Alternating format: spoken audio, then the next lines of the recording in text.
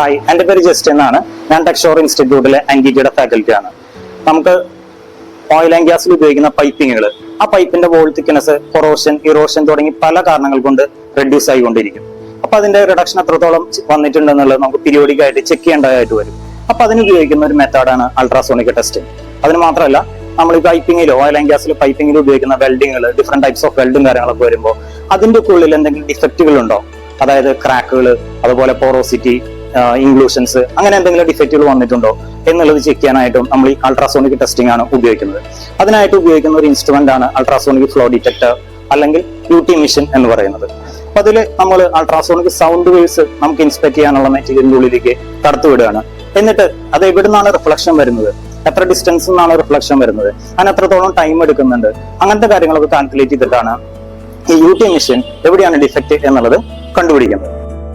Ultrasonic testing എന്ന് പറയുന്നത് non destructive testing അഥവാ NDT എന്ന് പറയുന്ന കാറ്റഗറിയിൽ വരുന്ന ഒരു ടൈപ്പ് ടെസ്റ്റിംഗ് മെത്തേഡാണ്. അതിൽ നമ്മൾ അൾട്രാസോണിക് സൗണ്ട് വേവ്സ് നമുക്ക് ചെക്ക് ചെയ്യാനുള്ള പൈപ്പ് ആണെന്നുണ്ടെങ്കിൽ പൈപ്പിന്റെ ഉള്ളിലേക്ക്, അതല്ല വെൽഡ് ആണെന്നുണ്ടെങ്കിൽ വെൽഡിന്റെ ഉള്ളിലേക്ക് നമ്മൾ കടത്തി വിട്ടിട്ട് അതിൽ നിന്ന് വരുന്ന റിഫ്ലക്ഷൻസ് അഥവാ എക്കോസിന്റെ ടൈം നോക്കിയിട്ടാണ് നമ്മൾ എവിടെയാണ് ഡിഫക്റ്റ് എന്ന് കണ്ടുപിടിക്കുന്നത്. ഇപ്പൊ UT മെഷീൻ അല്ലെങ്കിൽ അൾട്രാസോണിക് ഫ്ലോ ഡിറ്റക്ടർ എന്ന് പറയുന്ന മെഷീൻ. അപ്പൊ ഇതും മോഡ്സോണിക് എന്ന് പറയുന്ന ഒരു കമ്പനിയുടെയാണ് ഈ മെഷീൻ ഉള്ളത്. അതേപോലെ തന്നെ ഇതിന്റെ മോഡലാണ് ഇവിടെ എഴുതിയിട്ടുള്ളത്, ഐൻസ്റ്റീൻ 2 TFT. ഓക്കെ, അപ്പൊ ഈ മെഷീൻ നമുക്കൊരു ഇലക്ട്രിക്കൽ സിഗ്നൽ കിട്ടും. ആ ഇലക്ട്രിക്കൽ സിഗ്നൽ നമ്മൾ പ്രോബിലേക്കാണ് കണക്ട് ചെയ്തിരിക്കുന്നത്. ഒരു കോയാക്സിയൽ കേബിൾ വഴി പ്രോബിലേക്ക് കണക്ട് ചെയ്തിട്ടുണ്ട്. അപ്പൊ ഈ പ്രോബിന്റെ പർപ്പസ് എന്ന് പറയുന്നത് ഈ മെഷീനിൽ നിന്ന് വരുന്ന ഇലക്ട്രിക്കൽ സിഗ്നലിനെ സൗണ്ട് വേവ് ആയിട്ട് കൺവേർട്ട് ചെയ്യുക, അല്ലെങ്കിൽ അൾട്രാസോണിക് സൗണ്ട് വേവ് ആയിട്ട് കൺവേർട്ട് ചെയ്യുക എന്നുള്ളതാണ്. അതായത് സൗണ്ട് വേവ് വരുന്നത് ശരിക്കും മെക്കാനിക്കൽ എനർജിയുടെ കാറ്റഗറിയിലാണ്. അതായത് electrical energy to mechanical energy conversion ആണ് പ്രോബ് ചെയ്യുന്നത്. ഓക്കെ, പ്രോബ് ഓർ ട്രാൻസ്ഡ്യൂസർ എന്നും നമ്മൾ ഇതിനെ പറയും. അപ്പൊ ഇതും ഈ പറഞ്ഞ മോഡ്സോണിക് എന്ന് പറയുന്ന ഒരു കമ്പനിയുടെ തന്നെയാണ്.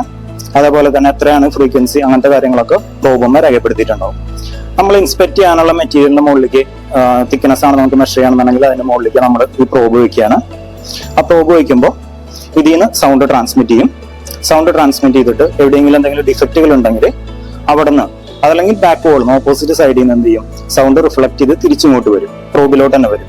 അപ്പൊ ഈ പ്രോബിന്റെ ഉള്ളിലുള്ള ക്രിസ്റ്റൽ അതിനെ റിസീവ് ചെയ്ത് ഇലക്ട്രിക്കൽ എനർജി ആക്കിയിട്ട് തിരിച്ച് UT മെഷീനിലേക്ക് കൊടുക്കും. അപ്പൊ അതിന് കറസ്പോണ്ടിങ് ആയിട്ട് ആ വരുന്ന ഇലക്ട്രിക്കൽ എനർജിക്ക് കറസ്പോണ്ടിങ് ആയിട്ടുള്ള ഒരു എക്കോ നമ്മുടെ സ്ക്രീനിൽ വിസിബിൾ ആവും. അപ്പൊ അത് എക്കോന്റെ പൊസിഷനും കാര്യങ്ങളൊക്കെ നോക്കിയിട്ടാണ് നമ്മൾ എവിടെയാണ് ഡിഫക്റ്റ് എന്നുള്ളത് ഐഡന്റിഫൈ ചെയ്യുന്നത്.